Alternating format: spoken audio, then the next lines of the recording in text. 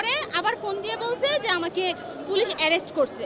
আমার হাতে আমার পাসপোর্ট ছিঁড়ে ফেলছে, পাসপোর্ট টিকিট থাকা সত্ত্বেও আমাকে রাস্তায় ফেলে পিটিয়ে আমার হাত ভেঙে ফেলছে। এই কথা শুনে আমরা আসার পরে থানা আমাদেরকে কোনোভাবে দেখা সাক্ষাৎ করতে দেয়নি। উত্তরা পূর্ব থানা।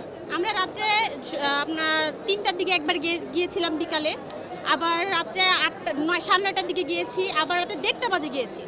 যাওয়ার পর তারা কোনোভাবেই দেখা সাক্ষাৎ করতে দেয় না। আবার বলছে 40,000 টাকা নিয়ে থানায় যাওয়ার জন্য। ঠিক আছে, 40,000 টাকা হলে তারা ছেড়ে দিবে সকালে। আমরা টাকা নিয়ে থানায় যাওয়া সত্ত্বেও আমাদেরকে কোনোভাবে অ্যালাউ করা হয় নাই। প্লাস আমার শাশুড়িকে, সে তো সঙ্গে এখন এখানে নাই, এমন বাড়ি দিচ্ছে এইখান থেকে এই পর্যন্ত তার একবার জখম হয়ে গেছে পুলিশ।